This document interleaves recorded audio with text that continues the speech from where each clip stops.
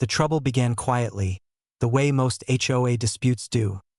Subtle, creeping, disguised as something too small to worry about. For weeks, there had been a strange tension humming beneath the surface of the neighborhood. It wasn't loud or disruptive, but rather a steady, low-grade irritation that seemed to follow the narrator every time he walked the perimeter of his property.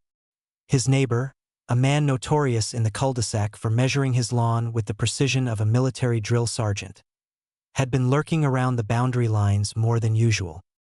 He often stood with his hands behind his back, leaning forward slightly as though the grass itself had whispered something suspicious to him. At first, the behavior seemed typical for the man, someone who treated property lines the same way others treat sacred texts.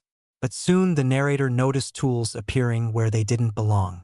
A stack of lumber leaning against the neighbor's garage. A set of markers sticking out of the ground like awkward, misplaced gravestones. And then, one morning, the unmistakable sound of hammering echoing through the stillness just after sunrise. The narrator thought nothing of it initially. After all, neighbors built things from time to time. But there was something off about the placement of the noise. It sounded too close. So close that the vibrations seemed to rattle through the narrator's kitchen window. When he finally stepped outside, coffee in hand and curiosity tugging at him, he froze at the sight waiting for him. A fence. A tall, imposing, freshly installed fence standing proudly where his open yard had been the night before. The boards were stiff, clean, and uniform, as though they'd been delivered directly from a lumberyard moments before. But the problem wasn't the fence itself. It was its location. It was not sitting on the shared property line. It was not even a few inches off. It was several feet into the narrator's yard, swallowing a silent slice of land that rightfully belonged to him. Shock washed over him in stages. First disbelief, then irritation, and then the slow, creeping realization that this had not been an accident. The neighbor had not mismeasured. He had not miscalculated. He had built the fence deliberately, confidently, without permission, without discussion, and most infuriatingly, without any attempt to hide what he had done. The neighbor stood proudly beside his creation, admiring it with the kind of smug satisfaction one reserves for personal masterpieces. He surveyed the fence like an artist looking over a completed painting, his posture serene, his expression unreadable. There was no attempt at explanation, no acknowledgement of wrongdoing, only a kind of silent assertion, as though the fence had always belonged there and the narrator had simply imagined its absence. The narrator's first instinct was to attempt a rational explanation. Perhaps there had been a misunderstanding or confusion regarding the property lines. But even as the thought formed, he dismissed it. This neighbor had a reputation. He had once filed an HOA complaint because another resident's garden hose temporarily crossed the invisible line dividing their yards. He had measured children's chalk drawings to ensure none crossed his zone of the sidewalk. Misunderstanding was not part of his vocabulary. In the hours that followed, the narrator walked laps around the fence, studying it from every angle.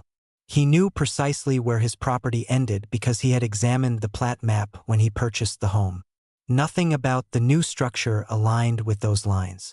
The intrusion was blatant, confident, and irritatingly intentional that he expected the HOA to show up at any moment, summoned by the neighbor's usual eagerness to enforce petty regulations. But strangely, the neighborhood remained quiet. The fence stood unmarred, untouched, an uninvited guest whose very existence declared ownership where there was none. Throughout the day, the narrator mulled over his options. Confrontation would be pointless. The neighbor thrived on conflict. He would turn any discussion into an argument layered in technicalities and twisted reasoning. He had the uncanny ability to turn his own wrongdoing into someone else's fault, a trait that made any direct approach a guaranteed exercise in frustration. So instead, the narrator retreated indoors and began doing what most underestimated homeowners eventually do. He planned. He reviewed his documents, scoured the property records, and revisited the survey map stored neatly in a folder he had barely touched since move-in day. The lines were clear, undeniable, and absolute. The fence, however, stood confidently beyond them, as if mocking the official paperwork with each perfectly aligned board. As dusk settled over the cul-de-sac, the fence cast long shadows across the narrator's lawn. It felt symbolic, an intrusion not only of land but of peace, privacy and personal space. The neighbor had set the first move in motion, and now the narrator found himself compelled to respond. There was no escaping the truth. The situation demanded action. But the narrator was not reckless. Revenge, if taken too soon or too sloppily, could easily backfire. Legality mattered in situations like these. Evidence mattered even more. And so, rather than storming out in a fit of justified anger, he took the quieter, more strategic path. That night, while the neighborhood settled into sleep, he made a list, one that detailed everything he needed to do in order to correct the violation properly and completely. Step 1 was obvious. Get proof, not assumptions. Step 2. Gather support where needed. Step 3. Enforce the truth with precision equal to or surpassing that of the neighbor who had caused all this chaos. By the time he finished outlining his plan, the irritation had transformed into something else: determination. The fence would not stay. His land would not be surrendered. And if the neighbor thought he had claimed victory by erecting an early morning barrier, he was gravely mistaken. The narrator knew exactly what his next step needed to be, and it would begin with a professional, someone capable of cutting through the neighbor's confidence and exposing the indisputable reality of the boundary lines. With that final thought, he closed his notes, satisfied with the plan forming in his mind. Morning would bring clarity, evidence, and the beginning of a process the neighbor would never see coming. The following morning arrived with a clarity that sharpened the narrator's resolve. The fence loomed outside, casting those same long, territorial shadows it had the night before. But instead of irritation, the narrator felt a sense of cold purpose. The neighbor might have acted under the early cover of morning, taking advantage of quiet hours and empty streets, but the narrator had something far stronger on his side: facts. And today he intended to obtain them in a way the neighbor couldn't twist, dismiss, or deny. The first call he made was to a land surveyor, someone licensed, reputable, and thoroughly accustomed to dealing with boundary disputes between feuding neighbors. The narrator explained the situation with the calm maturity of someone who had already processed the shock and replaced it with strategy. The surveyor listened, asked a few clarifying questions, and then scheduled a visit for that very afternoon. The narrator couldn't have asked for better timing. Fate, it seemed, had decided to accompany him in this battle as the day progressed. The cul-de-sac moved through its usual rhythms. Cars left, dogs barked, sprinklers sputtered to life. Through it all, the fence sat unbothered, as though unaware of its impending judgment. The neighbor made several appearances in his yard, casting superior glances toward the narrator's property. He walked up and down the length of the fence, occasionally patting it with a sense of pride that bordered on theatrical. The narrator observed quietly. Patience mattered. Any premature move would only embolden the neighbor further. When the surveyor finally arrived, his truck rolling steadily into the driveway, the narrator felt a wave of satisfaction wash over him. The man stepped out, clipboard in hand, expression serious and focused. He examined the property documents the narrator provided, looking over the plat map, the deed, and the historical markers recorded years prior. After a few minutes of silent assessment, he gathered his tools and headed into the yard to begin the meticulous process of determining the true boundary. The surveyor worked with an efficiency that was almost artful. He placed stakes with precision, measured distances with the practiced ease of someone who had performed this task countless times, and made careful notes that captured every detail. Each step, each placement, each line drawn in the soil felt like another blow against the neighbor's carefully constructed illusion of ownership. The neighbor noticed the activity within minutes. His reaction was instantaneous. He emerged from his home with the urgency of a man who believed his authority was being challenged. He hovered at the edge of his own yard, arms crossed tightly as he watched the surveyor's movements. Although he said nothing, his posture conveyed everything: suspicion, annoyance, and an unmistakable sense of entitlement. He paced, circled, and glared, as though the surveyor's equipment were invading his very soul. But the surveyor remained professional, unaffected by the silent hostility radiating nearby. He followed the measurements with unwavering focus, marking spots that gradually formed a clear, undeniable line across the property. And with each new marker driven into the ground, the narrator began to see something extraordinary. The fence was not merely a few inches or even 1 foot into his property. It was significantly over the boundary, multiple feet, as though the neighbor had intentionally scooped up a generous slice of land for himself. The surveyor finished his work methodically, checking and rechecking the numbers to ensure accuracy. When the final marker was placed, the boundary line stood revealed in a neat, uncompromising row of stakes. The truth was visible to any observer. The fence intruded well into the narrator's property. The neighbor stood rigid, jaw clenched, his earlier confidence evaporating into an uncomfortable tension. He had expected a simple disagreement that could be dismissed or twisted into a gray area. Instead, he found himself facing irrefutable evidence measured and documented by a licensed professional with no stake in the conflict. The surveyor returned to the narrator with a calm, steady tone, explaining the results with clarity and certainty. The fence was absolutely on the wrong side. There was no ambiguity. No misinterpretación. No room for debate. The surveyor would prepare a full written report, complete with diagrams and legal descriptions. It would hold up against any accusation, challenge, or false claim.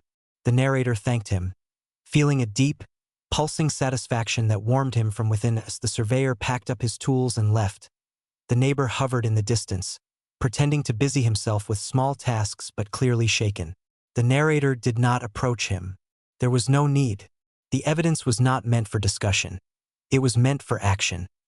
With the surveyor's report pending, the narrator shifted his focus to the next phase of his plan.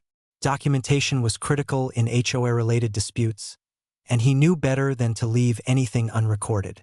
He took photographs of the survey stakes from every angle, ensuring that each one captured the exact placement relative to the fence. He recorded a video walkthrough of the yard, narrating the visible discrepancies in calm, objective terms. He even captured footage of the fence's construction quality, something that would later matter far more than he realized as evening approached. The neighborhood lights gradually flickered to life. The fence, once a source of frustration, now stood as a monument to the neighbor's overreach, destined to become the centerpiece of his undoing. The narrator felt a strange sense of peace knowing that the truth was no longer a matter of opinion but of measurement. The neighbor, meanwhile, grew restless. He paced along the fence repeatedly, sometimes bending down to inspect the survey stakes as though hoping they might magically realign themselves in his favor. But numbers do not bend to personal preference, and boundaries do not shift simply because someone wishes them to. The narrator watched quietly as the neighbor's agitation fermented into something resembling panic. Night settled over the cul-de-sac once again. But this time, the stillness carried a different tone. The narrator's yard was no longer a battleground of uncertainty. It was the scene of an impending correction, one backed by legal documentation, professional evaluation, and indisputable truth. As he closed the curtains and prepared for sleep, the narrator felt the weight of the coming confrontation. The surveyor's report would be ready soon. Once in hand, it would be time for the next step, an official notice that the fence must be removed and the land restored to its rightful owner. The neighbor had drawn the first line without permission, without honesty, and without respect. Now, the narrator would draw the second one, with precision, legality, and unshakable confidence. The surveyor's report arrived 2 days later, packaged neatly in an envelope that held more power than the narrator had expected. Inside were diagrams, measurements, annotated photographs, and an official certification stamped with authority. It was the kind of document that could end arguments, dissolve illusions, and dismantle structures, quite literally in this case. The narrator studied the report with a calm, almost ceremonious attention, absorbing each detail with the quiet satisfaction of someone seeing justice assemble itself piece by piece. With evidence in hand, he composed a formal notice, referencing the survey results and citing the exact legal statutes the neighbor had violated. His tone remained measured and professional, avoiding emotion or accusation. The facts alone were more than sufficient. He printed multiple copies, one for the neighbor, one for the HOA, and one for his own records. Every step was deliberate, methodical, and precise. Delivering the notice required no confrontation. It was placed in the neighbor's mailbox with calm finality, the envelope slipping into place like the closing of a chapter the neighbor hadn't realized he'd written for himself. The narrator returned to his house without looking back, resisting the temptation to observe the moment of discovery. There would be time for that later.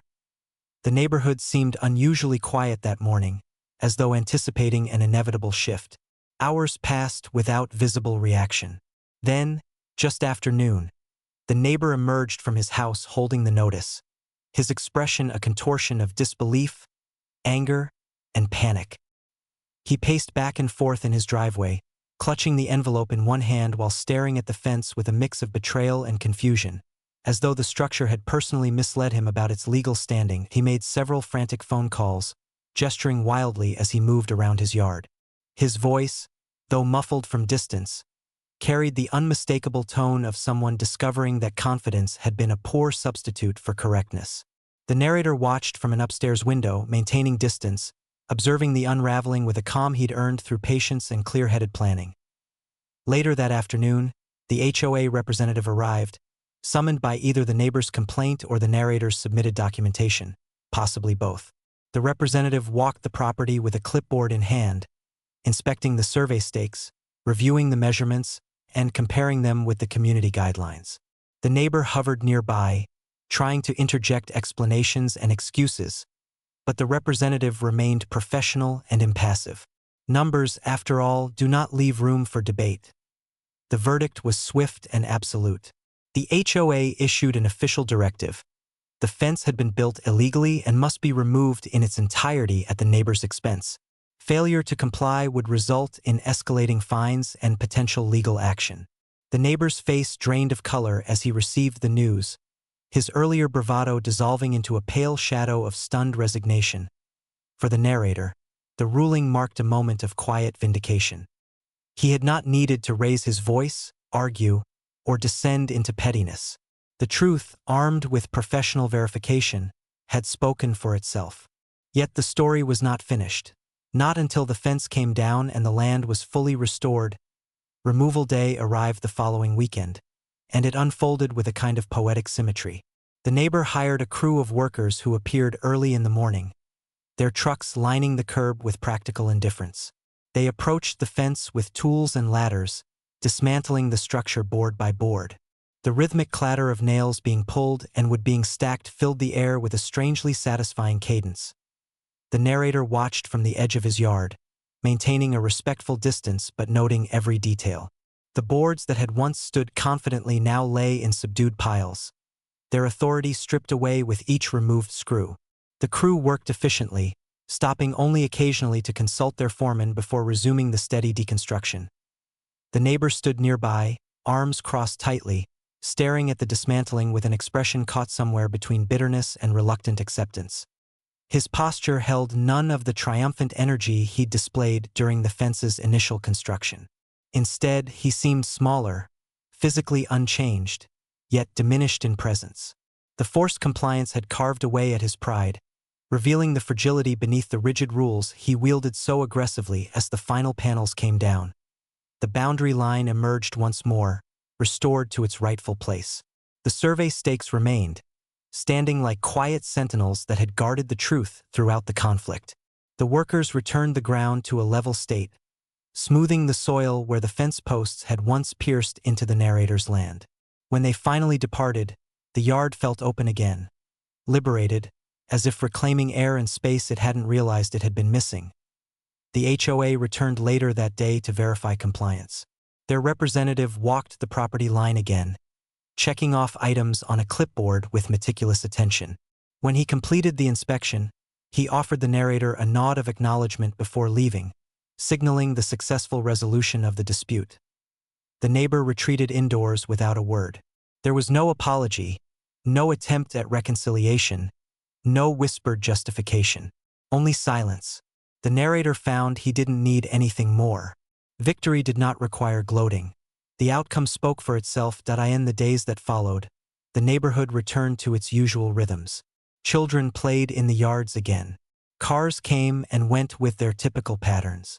The narrator resumed his walks around the property, feeling a renewed sense of calm and ownership. Where the fence had once stood, the grass slowly recovered, the soil settling back into place as though reclaiming what had always belonged.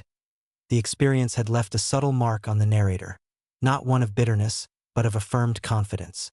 He realized that standing up for one's property did not always require confrontation or aggression. Sometimes it required patience, strategy, and the steady winding of a plan carried out with precision. The neighbor had assumed dominance through stealth and arrogance, but his strategy had crumbled under the weight of truth. Weeks later, the narrator received the finalized survey documents and HOA correspondence, which he stored neatly in a folder alongside his property records. They were more than paperwork. They were proof that calm diligence could overcome even the most calculated overreach. The fence was gone.